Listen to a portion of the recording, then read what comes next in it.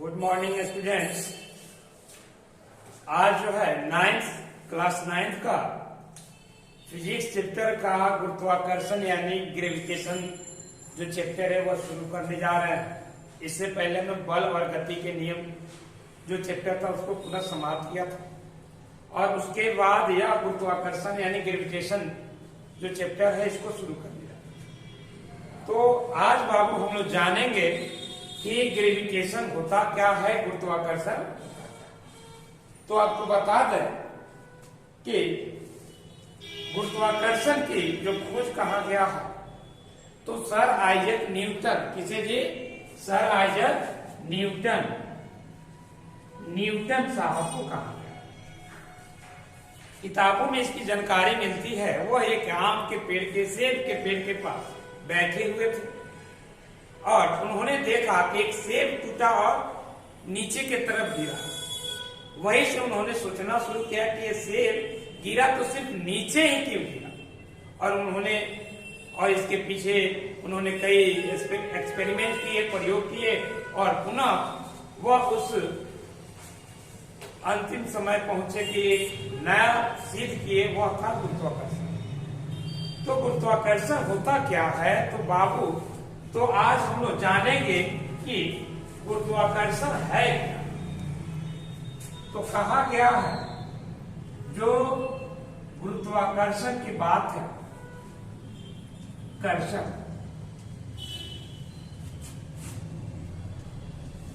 तो गुरुत्वाकर्षण आप जानते हो दो पिंड है। क्या ये?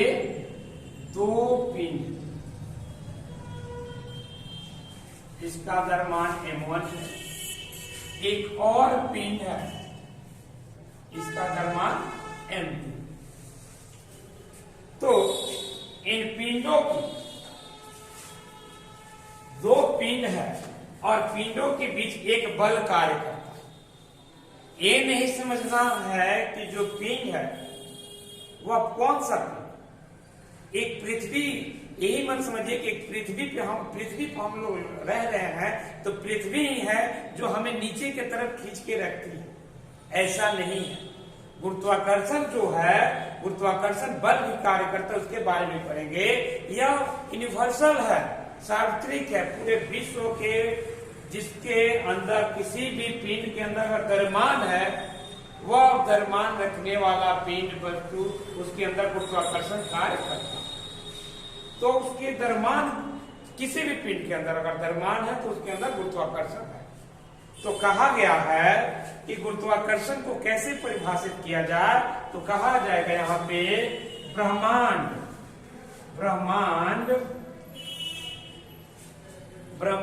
के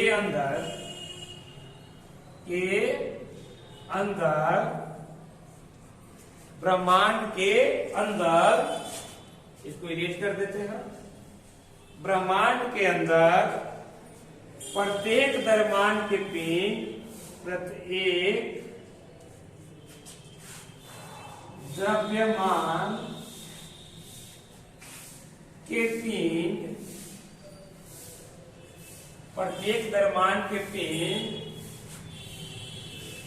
दूसरे द्रव्यमान के पिंड को, दूसरे द्रव्यमान के पिंड को जिस बल से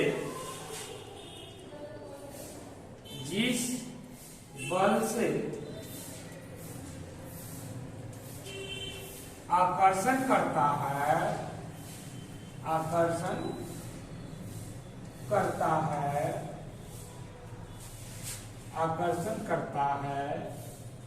कमा उसे गुरुत्वाकर्षण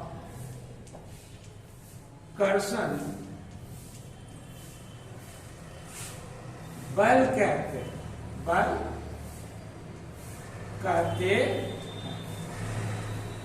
यानी क्या है जी बाबू? ब्रह्मांड के अंदर प्रत्येक द्रव्यमान के पिंड दूसरे द्रव्यमान के पिंड को जिस बल से आकर्षण करता है उसे क्या कहते हैं जी? गुरुत्वाकर्षण बल कहते हैं। और इस प्रक्रम को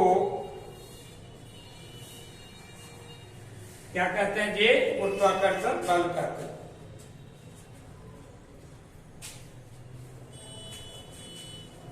बल कहते हैं। और इस प्रक्रम को ही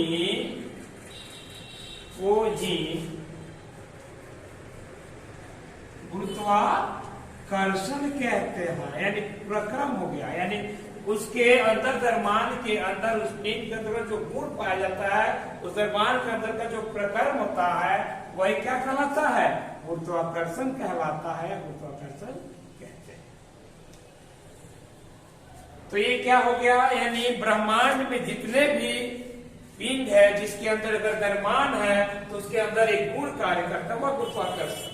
और जिस बल और आकर्षण बल के द्वारा वह एक दूसरे को अपने तरफ आकर्षित करते हैं, उसे गुरुत्वाकर्षण बल कहते हैं। तो आपको मालूम होना चाहिए कि अगर कोई एक पिंड है, इसे लिख लीजिएगा, एक इसे नोट कर लीजिएगा।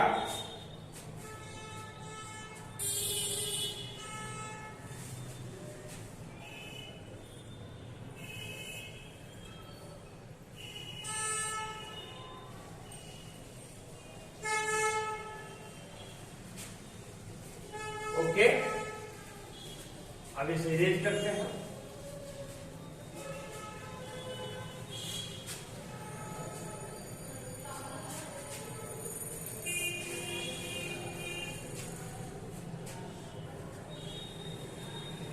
अब न्यूटन साहब ने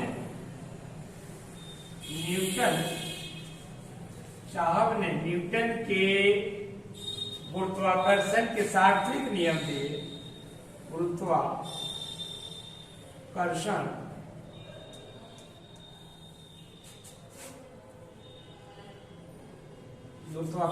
के सार्वत्रिक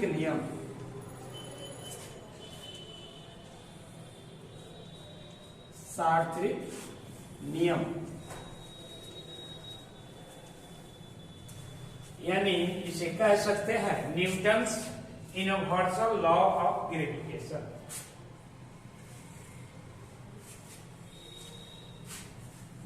न्यूटन्स यूनिवर्सल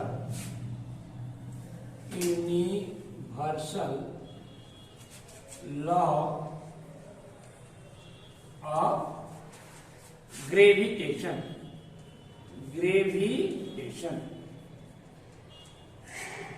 ठीक, यानी न्यूटन्स का यूनिवर्सल यानी सार्वत्रिक यानी सभी जगह यानी सभी पूरे ब्रह्मांड में पाया है।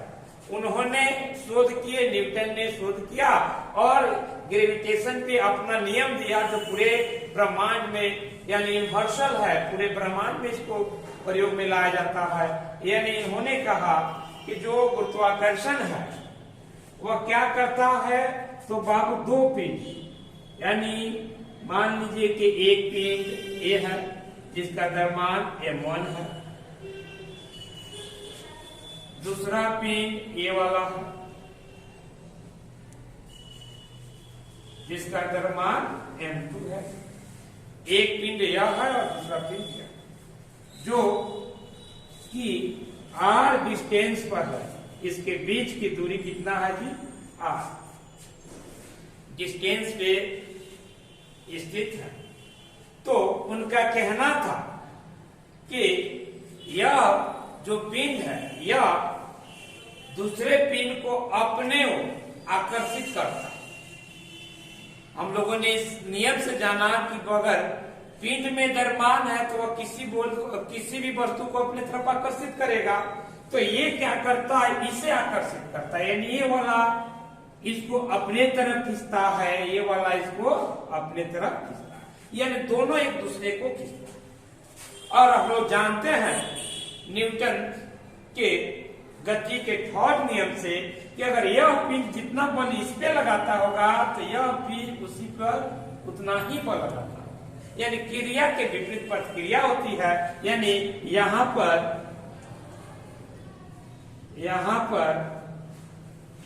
न्यूटन के गति के तृतीय नियम को पालन करता है, नियम को पालन करता है। न्यूटन के गति के तृतीय नियम को पालन करता है। यानी जितना बल यह वस्तु, जितना बल इस वस्तु पे लगाएगा उतना ही बल ये वाला वस्तु इस पे लगाएगा। यानी दोनों का फोर्स, इसके बीच जो इसका फोर्स इधर से जो लगा रहा है इसका फोर्स और इधर से जो लग रहा है इसका फोर्स, दोनों बराबर है। तो यहाँ पे तो न्यूटन की गति के तृतीय नियम का पालन किया, लेकिन न्यूटन साहब ने अपने सार्वत्रिक नियम, गुरुत्वाकर्षण के सार्वत्रिक नियम में कहा कि इन दोनों पिंडों के बीच लगने वाला जो बल है वह इन दोनों पिंडों के द्रव्यमान के समानुपाती होगा, इन दोनों पिंडों के द्रव्यमान के समानुपाती होगा तथा उनके बीच के दूरी के वर्ग के व्युत्क्रमानुपाती।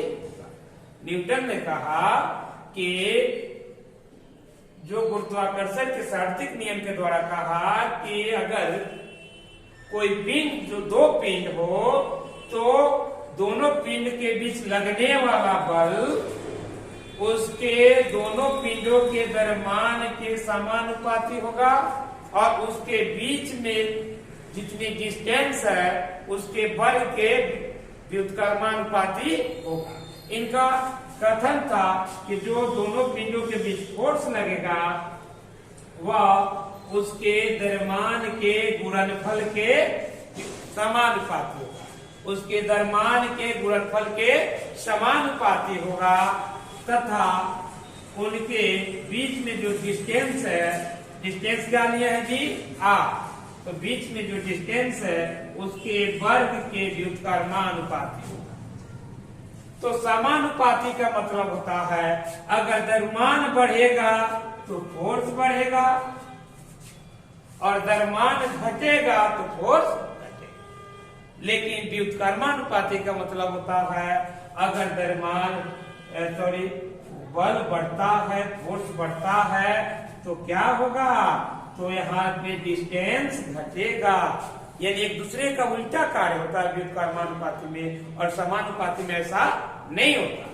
यानी आप लोग देखेंगे, आप खुद सोचिए अगर दो पिंड एक दूसरे के नजदीक रहे तो क्या होगा, बल अधिक कार्य करेगा और जितना ही दूर जाएंगे बल कम कार्य करता है। आप लोग ये भी देखते हैं दो चुंबक रखते हैं तो चुंबक को जितना नजदीक लाते हैं तो एक दूसरे के नजदीक आने पे क्या होगा, उसके बीच के आकर्षण पर और अधिक हो जाता है, लेकिन धीरे धीरे दूर करने पर एक दूसरे से प्रभाव क्या होता है, कम हो जाता है।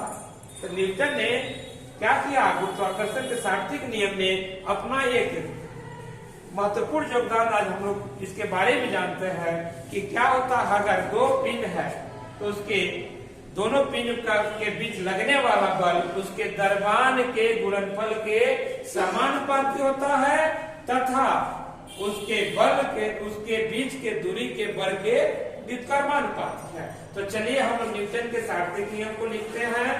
इन्होंने क्या कहा था उसी के अनुसार हम लिखते हैं।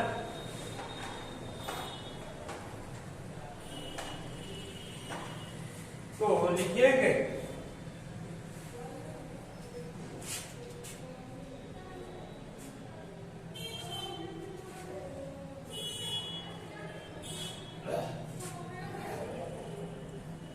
जो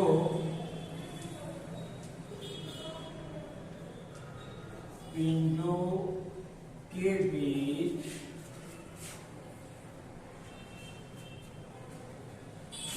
बीच लगने वाला बल, दो पिंडों के बीच लगने वाला बल उन दोनों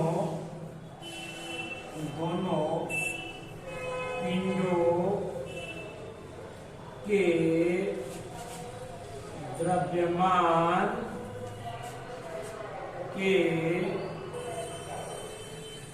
गुणनफल गुणनफल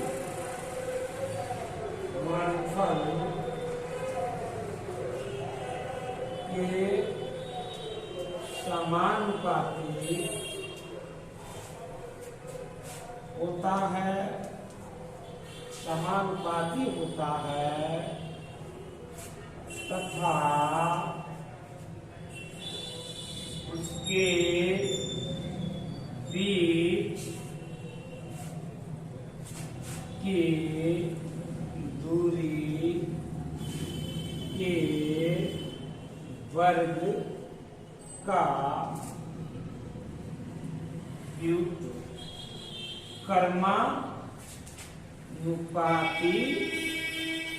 व्युत्क्रमानुपाती होता है। यानी क्या हमको मालूम चला जी, उसके बीच अगर दो पिंडों के लगने वाला, दो पिंडों के बीच, सॉरी बीच हो जाएगा, दो पिंडों के बीच लगने वाला बल उन दोनों पिंडों के दरम्यान के गुणनफल के समानुपाती होता है तथा उनके बीच की दूरी के वर्ग का क्या होता है, व्युत्क्रमानुपाती होता है। यानी F डायरेक्टली प्रोपोर्शनल समानुपाती M1 into M2 और F व्युत्क्रमानुपाती होगा किसका, तो उसके बीच के वर्ग के। तो क्या होगा, उसके बीच के दूरी के वर्ग के, यानी R था इन दोनों पिंडों के बीच, इसके वर्ग के व्युत्क्रमानुपाती होता है। अब इसके आगे देखेंगे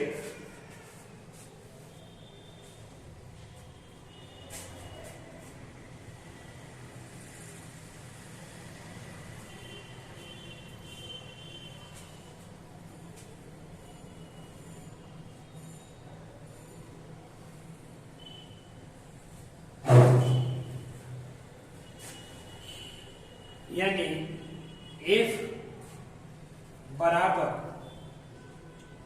G M1 into M2 by R। जब इस चिन्ह को हटाने के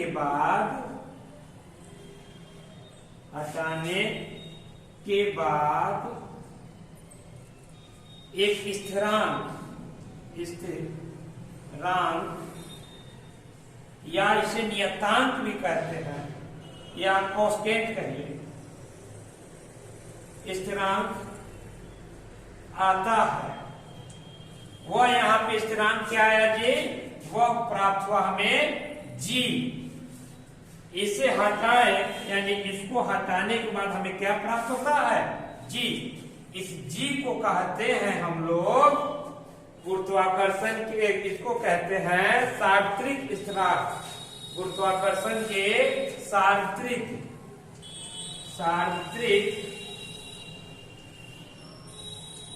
स्थिरांक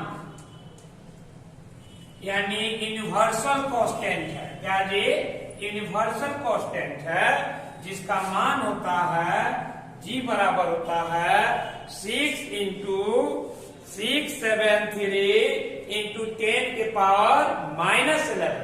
क्या होता है जी, इसका मान होता है 6 into 673 into 10 के पावर -11। अब पुनः जानेंगे कि यह इसका जब इस नियतांक का यूनिट क्या होता है, तो बाबू आपको बता दें, यह इधर जाएगा R स्क्वायर, तो R क्या है, डिस्टेंस, तो क्या हो जाएगा जी, डिस्टेंस यानी क्या होगा, उसको मीटर में देखते हैं तो मीटर स्क्वायर हो जाएगा। इसके अलावा यह F है तो F का क्या होता है, न्यूटन। यह इधर आया तो डिस्टेंस है तो मीटर होता है, तो मीटर R स्क्वायर है तो मीटर स्क्वायर होगा। इसके बाद यह नीचे आएगा तो क्या होगा, M1 यानी द्रव्यमान है, द्रव्यमान का यूनिट kg होता है, तो पर kg कैगो है 1 2 तो kg स्क्वायर। तो सार्वत्रिक ग्रेविटेशन के सार्वत्रिक स्थिरांक ग्रेविटेशनल कांस्टेंट का जो इकाई होता है, यूनिट होता है, वो होता है न्यूटन मीटर स्क्वायर पर केजी। तो इसे ध्यान में रखेंगे और इसी के अनुसार हम लोगों को एक फॉर्मूला प्राप्त हुआ जो फोर्स बताता है किसी भी द्रव्यमान के द्वारा किस बल से वह किसी भी वस्तु को अपने तरफ आकर्षित करता है, वह होता है F बराबर G into M1 into M2 by R square. तो पुनः बाबू हम लोगों ने आज गुरुत्वाकर्षण चैप्टर के अनुसार गुरुत्वाकर्षण के न्यूटन के गुरुत्वाकर्षण के शास्त्रीय नियम को भी जाने, गुरुत्वाकर्षण क्या है इसके बारे में भी जाने। तो पुनः बाबू इस वीडियो को सही ढंग से देखें और पूरा वीडियो को देखें कि हमें ग्रेविटेशन फोर्स का लगभग 60% आज हम लोग कंप्लीट कर लिए और इसके बाद जो है वीडियो हम लोग अगले वीडियो में इसके बाद आगे पढ़ेंगे। तो आज के लिए बाबू इतना ही, धन्यवाद। वीडियो को लाइक सब्सक्राइब करें और बेल आइकन जो बटन है उसको भी क्लिक कर दें कि जो भी वीडियो हम प्रोवाइड करें आपको ससमय आपको पहुंच जाए। आज के लिए बाबू इतना ही।